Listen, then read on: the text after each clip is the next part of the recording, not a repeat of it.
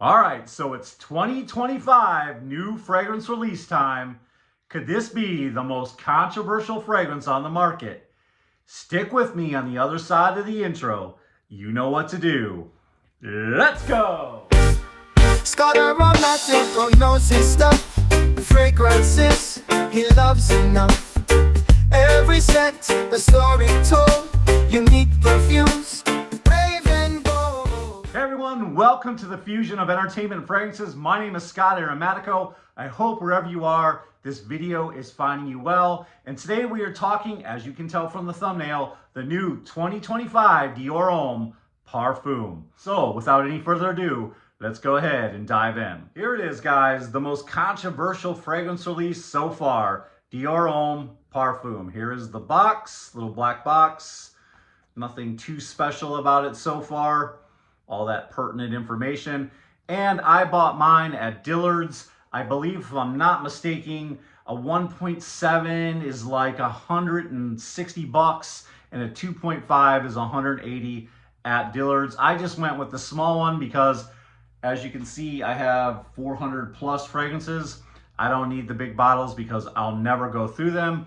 And guys, I was super excited to buy this fragrance because, like so many of you, I love Dior Homme, and in particular I have the Dior Homme EDT, the 2020 release, this one right here. And I know, guys, I'm kind of late to the game. A lot of you love Dior Homme, and some of you love the Intense, you love the Parfum, you love the old EDTs. I get it, but this is the one I have, which is the 2020, and I put quite a dent in this one. And I absolutely love this because it's so fresh and ambery and warm and dry and woody and a little bit spicy. And I find this fragrance to work in all occasions. So I absolutely love this one. So it's the only one I have. I had high hopes for this fragrance, and honestly, I wouldn't have bought it just to review it. I went to my local Dillard's, which I always suggest you go to your local department store, whatever that store is called. We have Dillard's and Macy's here in the States. And I went to my local Dillard's and sniffed it, and I bought it. So I thought, even though there are a lot of other reviews, let's go ahead and review this bad boy. So here is the bottle of the new 2025 Parfum. And I love this heavy gradient. I think that's absolutely sexy. And I think it kind of tells you what to expect from the fragrance, that this is going to be a luxurious, rich, sexy fragrance. I really love that metallic plate right there. It's very, very shiny and reflective. And of course the black cap. But guys, I'm digging this presentation. So beautiful, beautiful fragrance. And like I said, I've already got my nose on it at the store, so I know what it smells like, but I definitely wanted to do a review for you. So this is from the world famous master perfumer. You guys know him. He has his own brand called Maison Francis Kurkdjian. I think he's since stepped down from that company and now is running Dior. And this is his creation. This is his baby that he worked on. So it is done by master perfumer Francis Kurkdjian. So let's go ahead and spray it, and I'll give you my thoughts, and I'll give you the note breakdown, when to wear it, what month it's good for, and all that stuff. And this was my scent of the day. Let's give it another spray. What I love about this fragrance, as soon as I got it, is it's just a lot of iris amped up. And I've collected a lot of decants over the years. Some come from my good friend Chef Cants, other decanting places that I buy from. And I've gotten my nose on so many of these fragrances from Dior.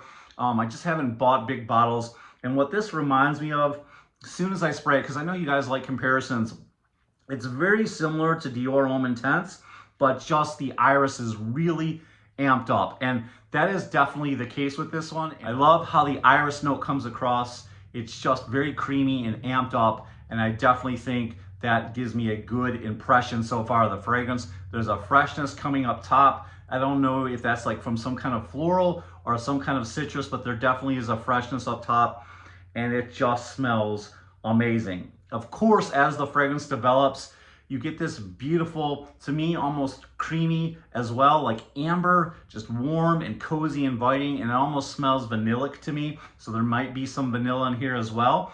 And I, went on Fragrantica and was looking around at what some people thought about it, just to be truthful. And I definitely can see why people think this reminds them of Ultramall. There definitely is that kind of like that similarity in the vanilla like scent I'm picking up. It's definitely there, I get why people are saying that. I'm not going to just dismiss that. But guys, I definitely think this is its own thing. The iris is incredible. The amber is warm and cozy. There is a bit of spiciness to this as well. And then there's just like a little bit of earthiness on the dry down and almost like a sweetness that's coming from the patchouli. To me, the patchouli is really strong to my nose, and it almost has a slight chocolatey vibe to me. That's my nose.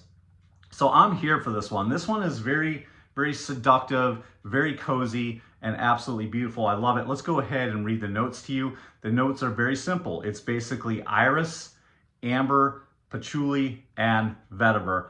Absolutely gorgeous, guys. So again, to my nose, there is a bit spiciness.